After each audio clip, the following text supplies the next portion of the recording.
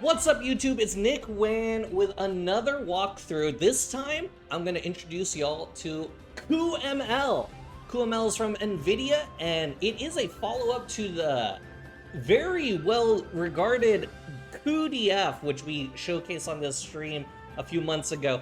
cuML allows you to drop in one single line, and you should now have scikit-learn GPU accelerated. GPU accelerated scikit-learn.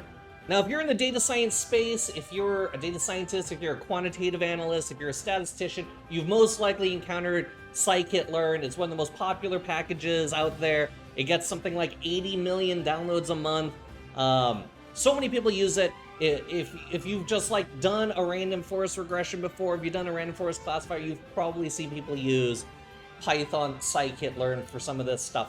And something that the developers have always said is that they wouldn't implement a GPU-accelerated scikit-learn, mainly because it would be very difficult for people to install scikit-learn. It would be very difficult for people to, developers to build around scikit-learn if it had GPU dependencies. So cuML is a one-line drop-in that allows you to now access GPU acceleration while you're using scikit-learn.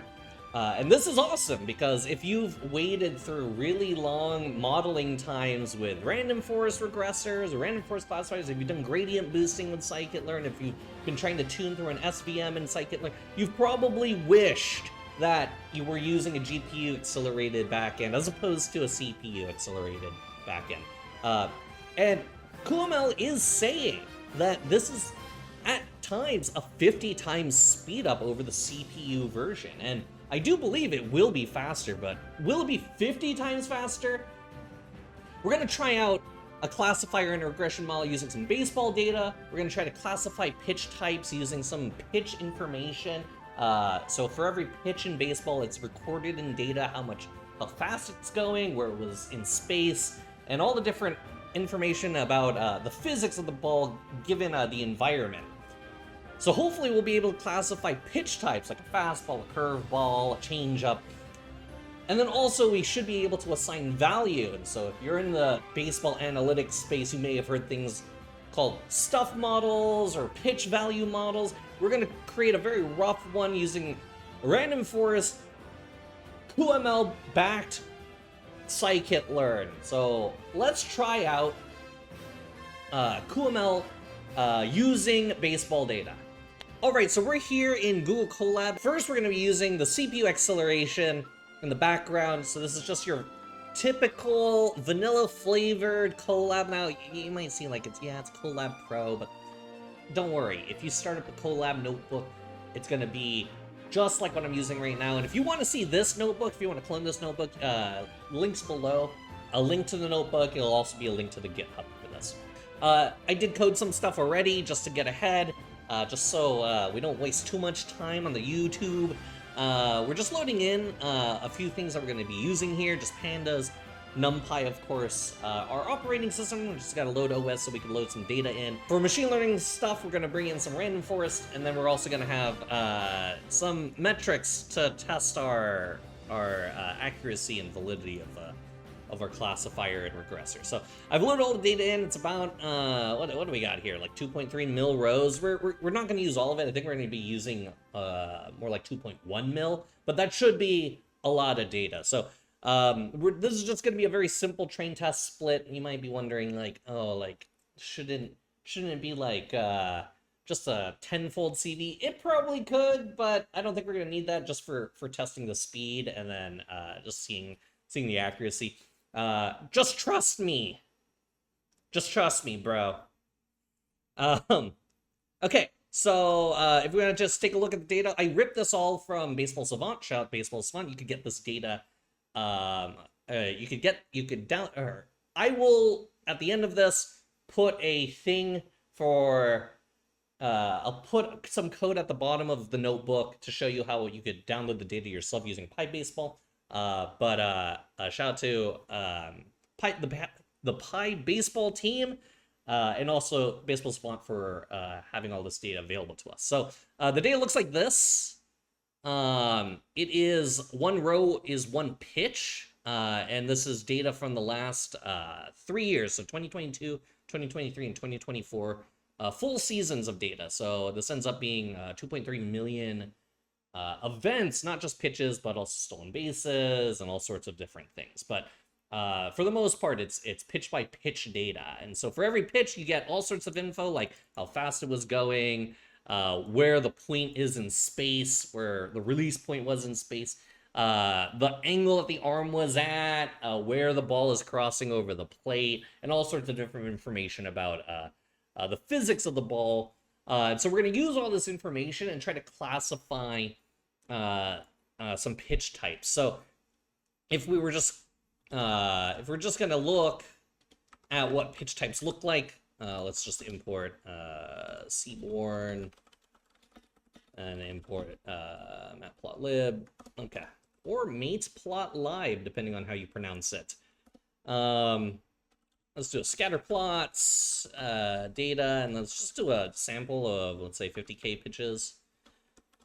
If we have the PFX-X, this is a break relative to gravity.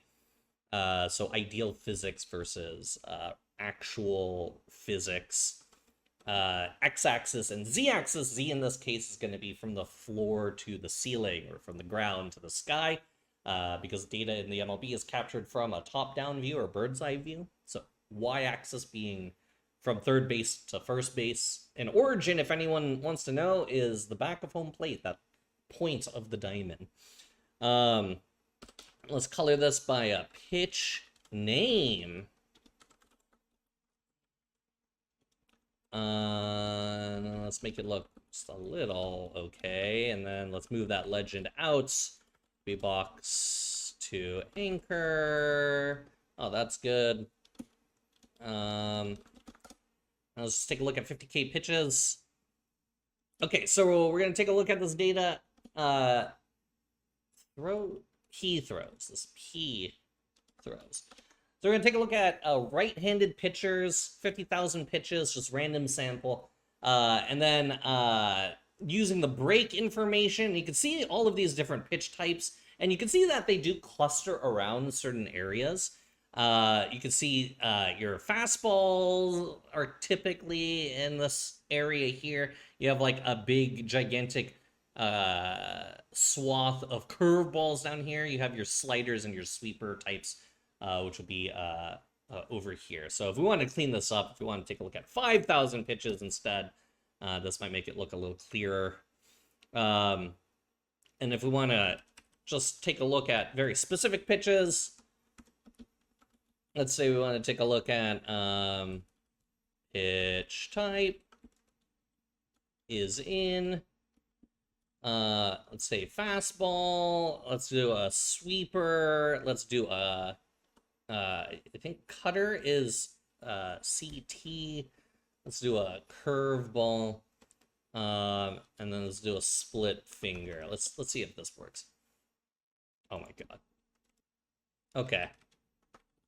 All right, let's take a look at just, this is just easier. Let's take a look at fastballs, sweepers, which are ST, curveballs, which are CU, and then our split finger fastballs, which is an off-speed pitch. And when we take a look at that, you can see how the differences in the pitch types are. These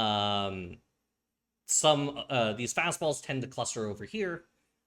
These slower pitch types here, the splitter, although it bleeds into that fastball area, it is the centroid is different, and that's the same with the sweeper here. And then the curveball is also very distinct. So you have pitch types. You can classify them. The classification problem is actually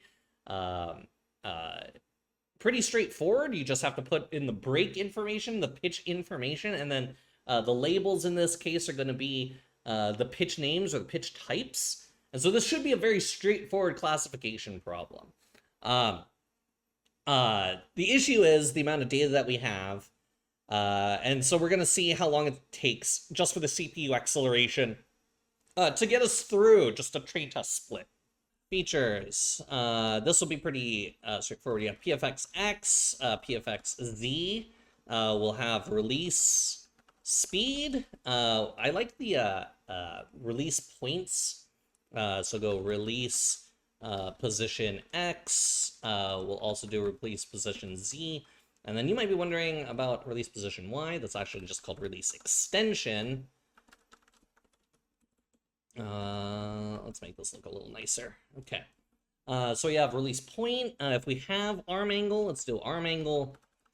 So we have the speed, we have the speed, how it breaks depending on the gravity. That's the PFX-X and PFX-Z. We have the arm angle, so whether someone is lefty or whether someone is pitching from right over the top, or if someone's more a sidearm or a submarine type pitcher.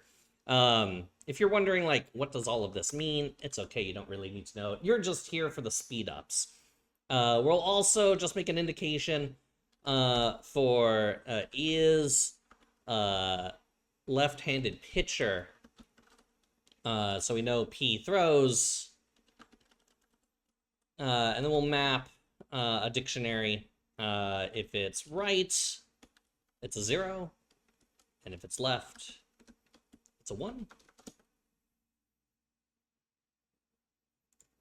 And we'll put that in here too, is left-handed pitcher. And that's about it. That's all we'll use here for our info. Actually, well, a few more things. There's some information about spin. So let's go spin rate. So this is, I think it's called release spin rate. And then you have a spin axis as well. You might be wondering, like, well, if you're like flipping things, if you have this is left-handed pitcher, wouldn't like the spin axis from the right be different than the spin axis from the left? That's correct. It would be different, but we're hoping that the tag is left-handed pitcher hopefully solves axis flips. Okay, our target will be pitch name code, and let's just create pitch name code, and this will be pitch. Oh wow, it did autofill for me. Pitch type pitch name as category, and then cat.codes. Perfect. I'll just add that over here for pre-processing steps. Good. We'll make our train data set. Chat, what do you have a particular what's everyone's favorite summer month? Does anyone have a favorite summer month? July. Okay. To date time. I'll change this game date date time object. It should just infer it. So this is all date time now. That'll be helpful for this next step when I make our train test split. Game date. July. July is a good summer month. Okay. Anything less than 2024 July. So if it's before then, we will call this the train, and then we'll also say drop NA if the subset is our feeds plus target. Wow, that's exactly what I wanted. Feeds plus target. Now, this will be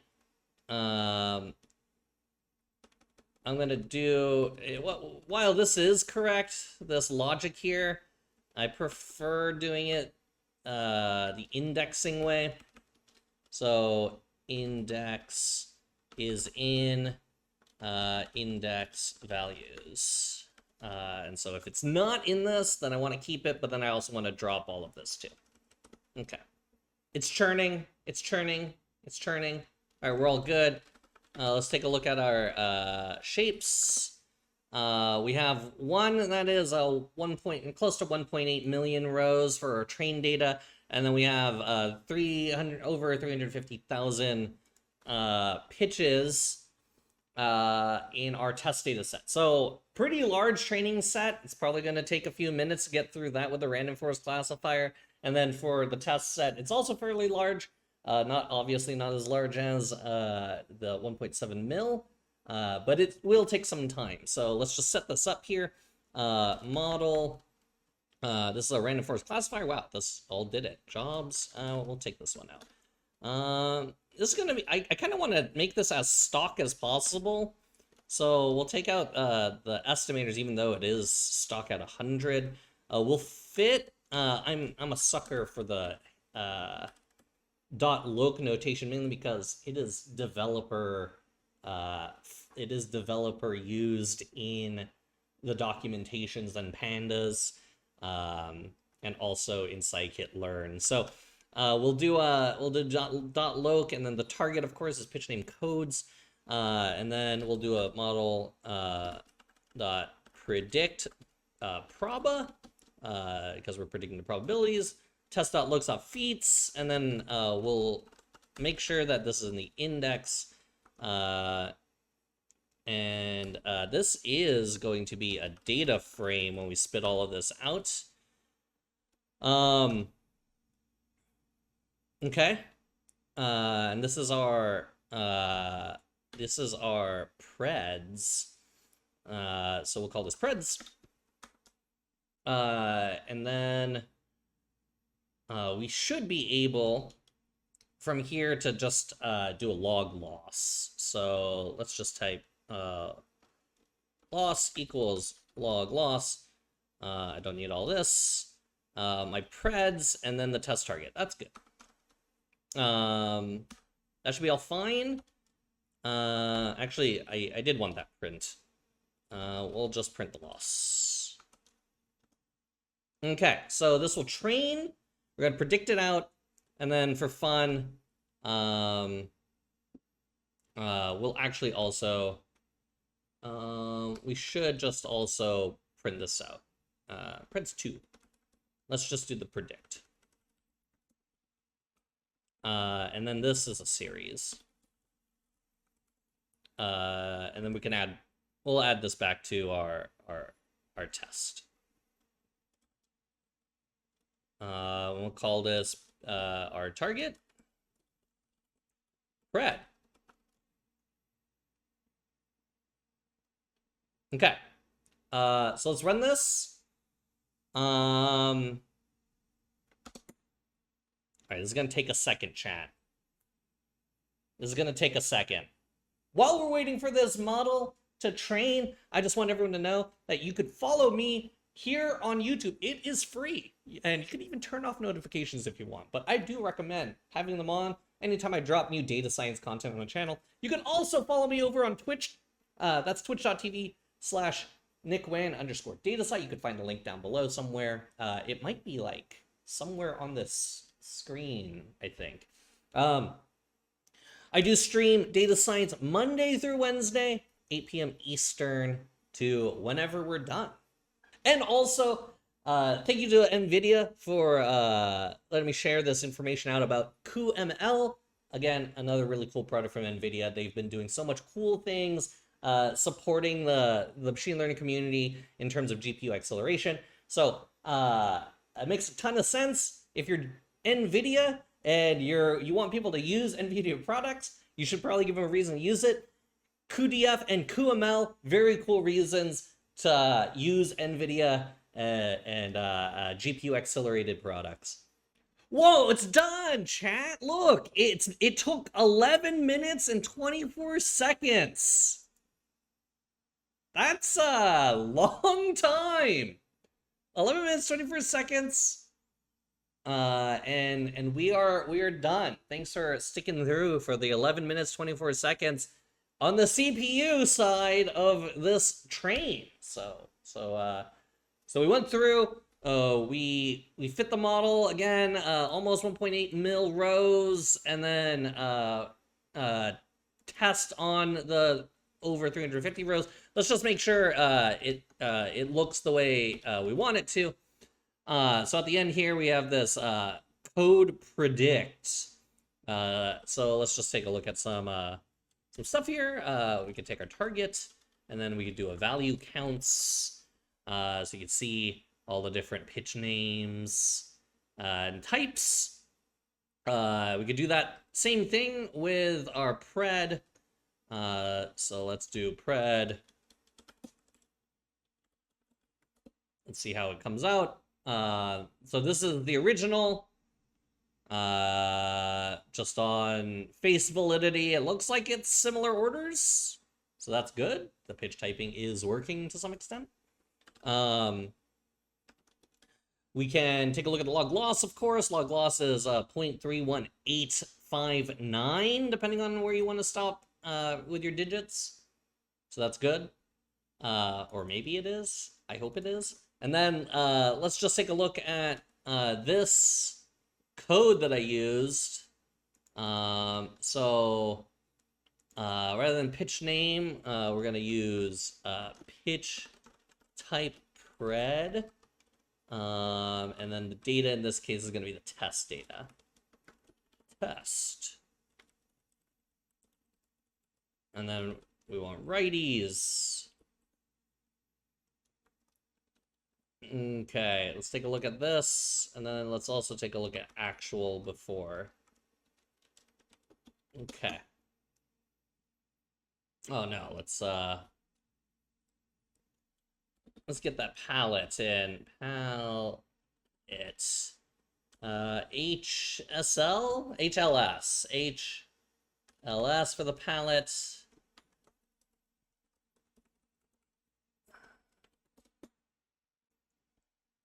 Okay, so, oh my god, look at these colors. This is insane. Let's go rainbow.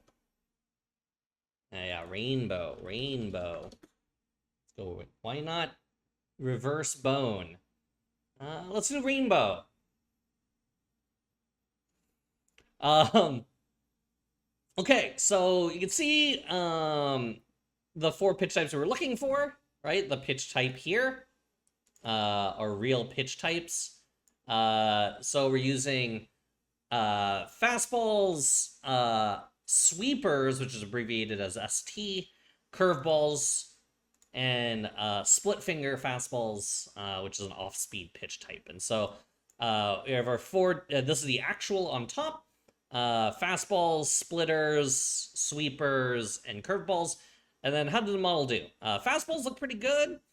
Here are the split fingers, and then you can see some bleed of another pitch type that's most likely a 2-seam sinker.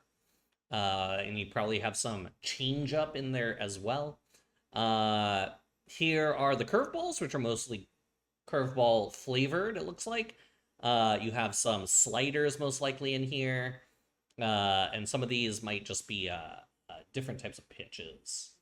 Who knows what they are? Sometimes sliders, sometimes sweepers, sometimes maybe an EFIS. And then you have your sweepers here as well. Again, a little bleed with maybe slider pitch type and curveball pitch type. But for the most part, it looks like it is a slider, so, or a sweeper rather. So pitch typing looks like it's pretty good. Okay, so again, this took, as it says here, 11 minutes, and it got us this far. Okay? Let's try to do this with cuML, okay?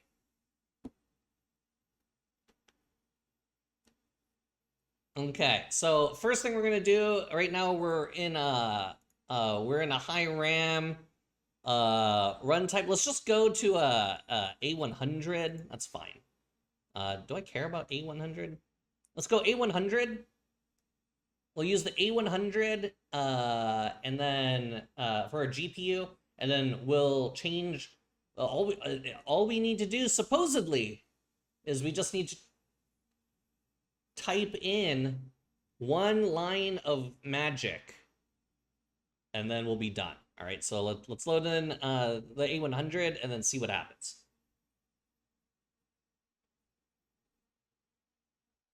Okay, remember the time to beat is 11 minutes. Okay. What was the official time, chat? 11. It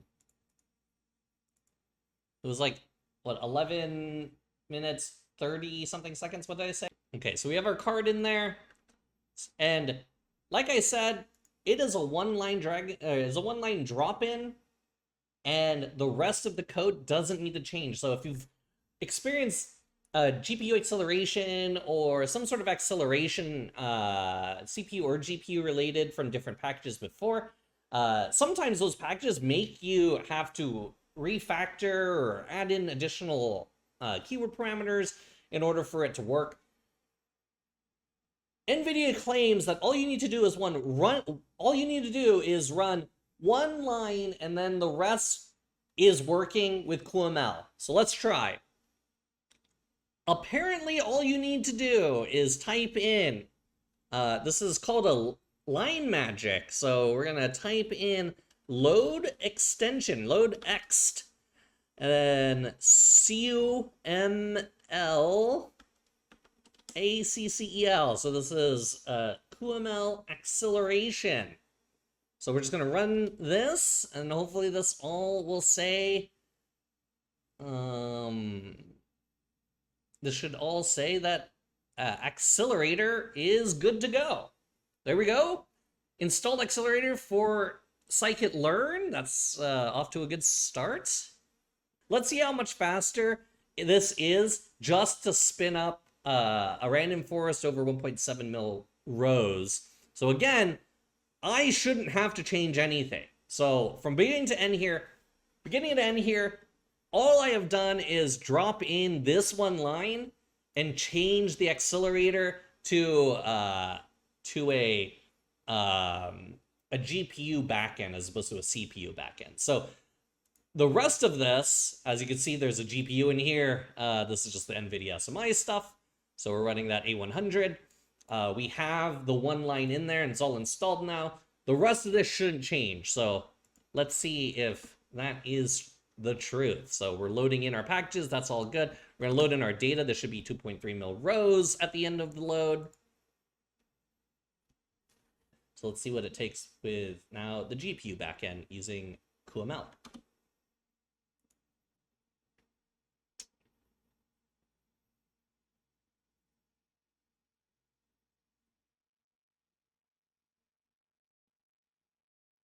Oh,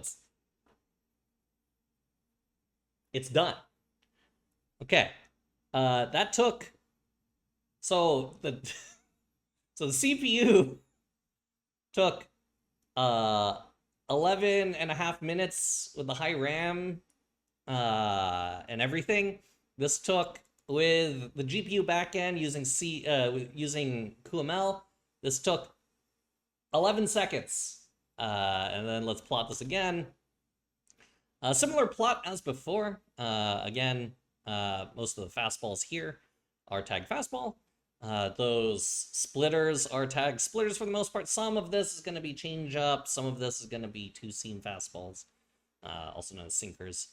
The sweepers are all sweepers. You have some bleed here, most likely sliders. And then you have a bunch of your curveballs in here, which are these pitch types. And you have some sprinkles of other pitch types, whether they're sliders or some of these pitches. They might also be slider types, or maybe even an ephes pitch. Okay, so just using the classifier random forest, we went from 11 minutes to 11 seconds, which, if that isn't just like the ad, then I don't know what is. That seems like, if it's a single line that you're dropping in, and I literally changed no code, that seems pretty freaking good. That seems pretty good, chat. Okay, let's do it one more time. Let me just annotate a little. This was our RF classifier. Okay, and then let's go. This is RF regressor. Okay, so similar, we have all our pre-processing steps up here. So we're gonna take a look at just the value of a pitch. So we use basically all of the same info. But instead of the target being pitch name code, there is a column in here called delta run run expectancy. So if you take a look at this data, so you have your delta run expectancy. We could probably threshold this a little. That way we're only taking a look at pitches that well, do we care? We should take out. Nah, we'll just leave them all in. So for this, this is sort of like per pitch value. So whether the pitch was, in the game of baseball, if someone hits a home run, that is at least one run scored for that team. But how much is the value of a strikeout? You don't get a run for a strikeout, but you get closer to the end of the game. Some very smart people out there have created something called run expectancy. And if you want to read a little more about run expectancy or something like RE24 or RE288, you could check out someone like Tom Tango's blog, or you might want to check out some resources like on Baseball Savant, on Fangraphs, Sports Reference, or even hanging out in Discords like mine. There's a link to the Discord below down here somewhere. If you want to ask or find out more about advanced analytics stats. But for what we're doing right now, you could just imagine if you took every single pitch and tried to assign a value to a ball or a strike, what would that value be? Strike should be worth minus points, basically runs in favor of the pitcher because you're getting closer to the end of the game, and the team on offense isn't scoring any points, any runs. And then on offense, the batting team, if there are balls, walks, any hits, home runs, all of that would count towards positive value or positive run expectancy. So given the situation and an event that happens, what is the value of that event? And if it's just, first pitch in the at-bat, 0-0, you throw it for a strike, it's going to be a slightly negative value. If that pitch instead is a ball, it would be a slightly positive value. And so you can see some of the histogram plot here. Those peaks, those really high peaks, those are most likely just balls and strikes. And no strikeouts are happening, no walks are happening, no hits are happening. These are the most frequent types of value that you're getting. And then depending on whether it's a strikeout, a double play, a triple play, or if it's a home run, a double, a triple, a single, a walk, you might have different value. So we're going to see if we can predict the value of a pitch using a random forest regressor. Now, some people might know this as a stuff model. Some people have seen this as a pitch model or a pitch value model. You've also have seen this if you've been to some of the conferences I'm at. I've presented on stuff models. I have it on my GitHub, and there's a link below to the GitHub if you would like to see that, and where this notebook resides as well, if you would like to copy it. We're just going to train a very simple random forest regressor and predict delta run expectancy. I'm not expecting this to be a very good model, but I am expecting it to be a model, and really it doesn't necessarily matter too much about whether it's an extremely accurate model or not. We just want to see how quickly cuML can get through the modeling process versus the CPU version of this. So let's see, using very similar features, we're going to actually use all these same features, and we're going to change this to delta run expectancy. We're going to use the same test and training data set. And then we're going to basically use the exact same model framework. So instead of random forest classifier, we're going to change this to a regressor. We're gonna fit, and then the predict is just in a series. So we'll just do a model predict. This is a series, and here's the index. Our loss in this case is actually mean square error. And I'm more of a root mean square error guy, so let's just multiply through by 0.05.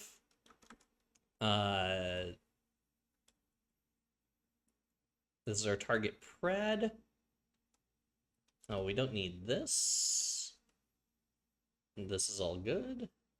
Predict everything here. And then mean squared error, this test and this column, and then get our loss. Okay, so we're going to do the regressor. We're fitting the regressor to our train data, which is 1.7 mil-ish rows. That's almost 1.8 mil. We're gonna predict over our test set, which is a little over 350 mil or 350,000 rows, and then we'll just get the root mean squared error. So I'll change this to RMSE. Okay, so let's see how fast this was. Using cuML on the classifier problem, it took 11 seconds. I'm going to expect it's going to take in the realm of seconds for this as well.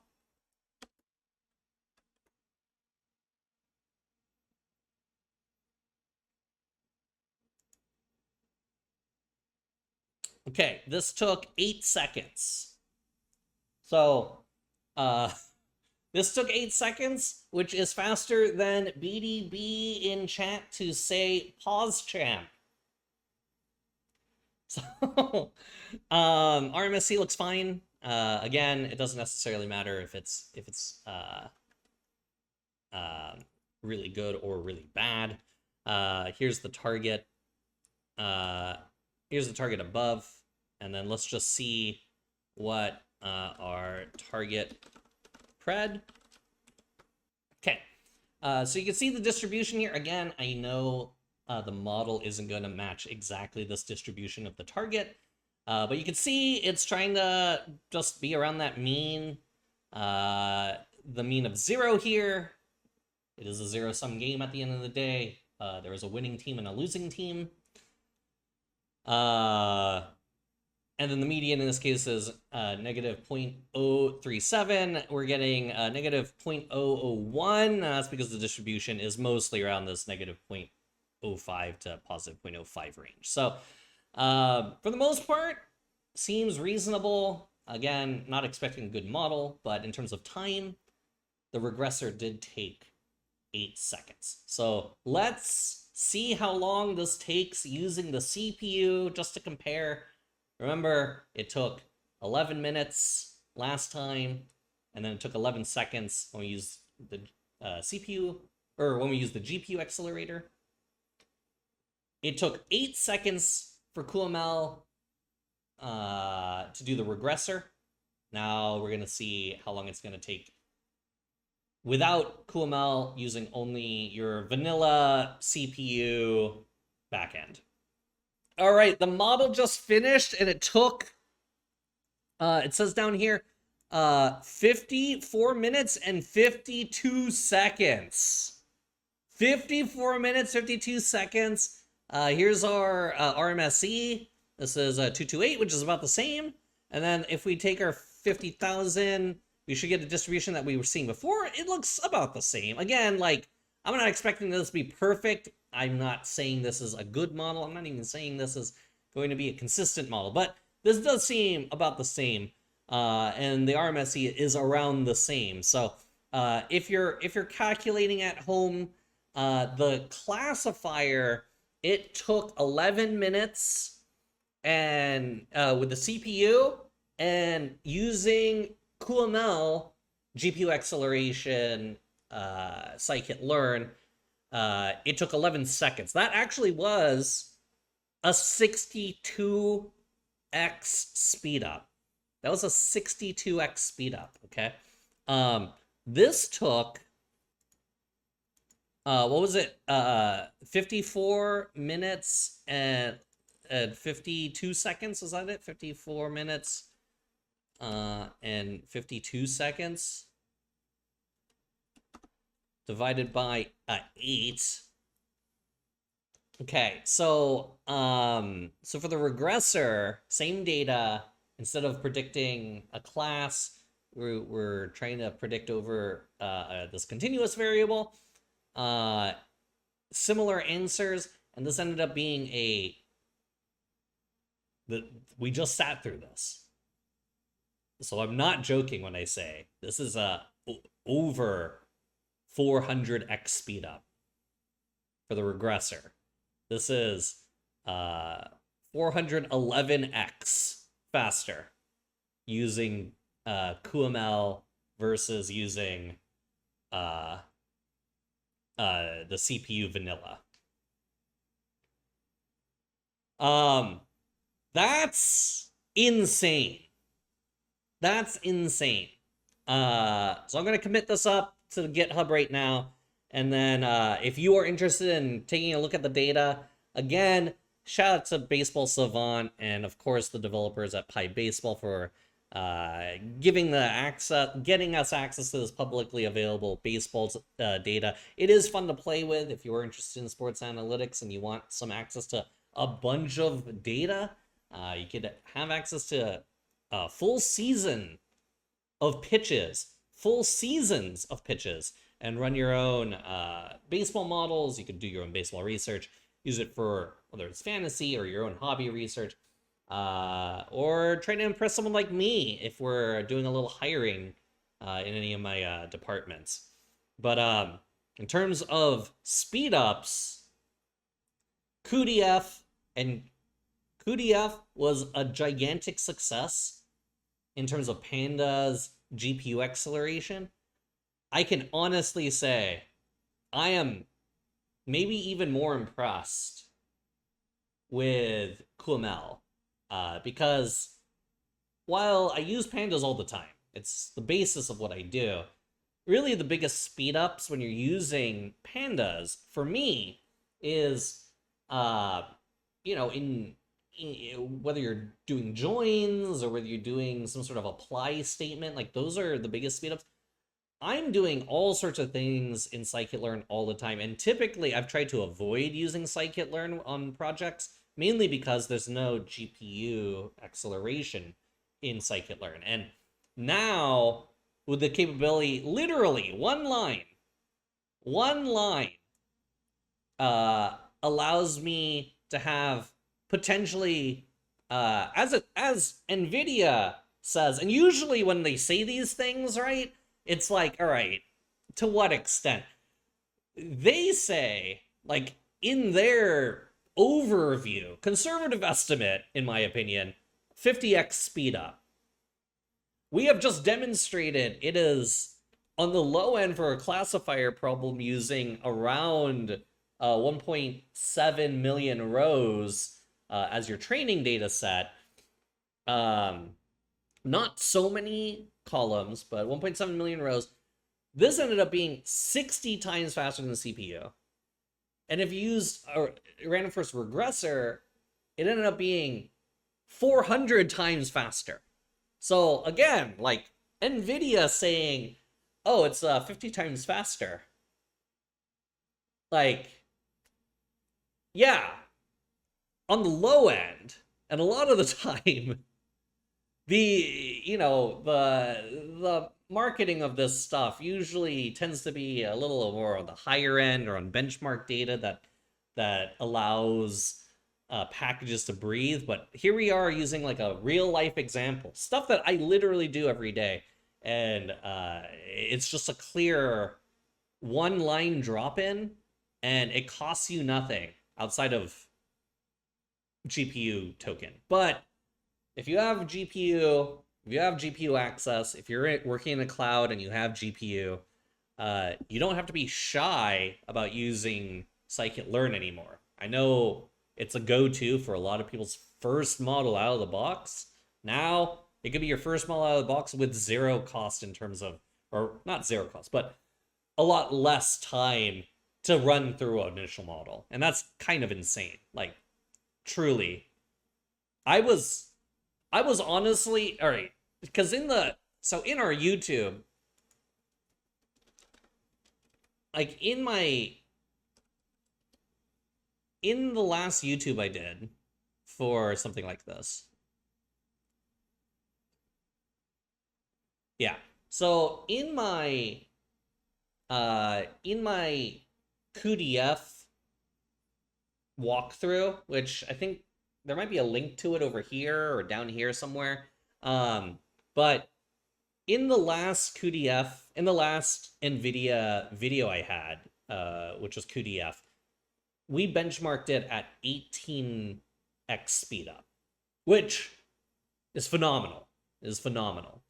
But 50x speed up, I was like, okay, well, they claimed it was like 20x or 50x before, and like in a real scenario, me using it as I typically would for the big data bowl, it wasn't 50x. It ended up being like 18x, which is fine. That's still incredibly fast. This similar problem, sports data, lots of rows, not a ton of width, but a lot of length to the data. Blew it out of the water. This was insane speed up. So yeah, I can't say enough. Thank you to NVIDIA for letting me demo and show some of the cuML. Really not much to show. It's one line to drop in, but showing the differences in speedups in a real world problem in this case. Literally, this is stuff I do on a daily basis, and I've avoided using scikit for problems like this because there's no GPU backing. And as we saw with the devs, they said that they weren't going to implement GPU backing because of how flexible it is just out of the box for so many data scientists in the Python space. But having a one-liner, no changes in your code, no changes in the backend framework for installs, it just works. It's truly a game changer. So I would say check it out. You can see down here just how to get it going. Honestly, not hard to set up. And if you're using Google Colab, or if you're using some sort of cloud-based processing, it might already have stuff like this available to you. And really, it just takes one line. You could put it in an install. If you're using Docker, you could put it in like in your head. You could. This is just a no-brainer. Just let it rip and see what happens. If you're interested in data science content, please hit the subscribe button. I post data science content here, usually on like somewhere between like a weekly and monthly basis. But we always have some fun stuff, whether it's tutorials like this, or whether it's walkthroughs, whether it's some of the bootcamp stuff we've done, or some of the game shows that I've done with data science and data visualization. You can find all of our content, Data Science One-Stop Shop, here at Nick Wan on YouTube. But you could really have a lot of fun hanging out with us live over on Twitch. Twitch.tv/NickWan_datasci. We are always streaming data science, tech news, data science news, talking about sports analytics, getting career advice, talking to other people in like entry level, novice, beginner, all the way up through expert level, very advanced, very experienced data science and statisticians in the chat. So please feel free to join the community and have fun with us Monday through Wednesday over on Twitch. And then, of course, please subscribe to YouTube for any content that you don't want live, but you always want to stay up to date with us. Also, join that Discord link down below somewhere as well. Thanks, and I'll see y'all next time.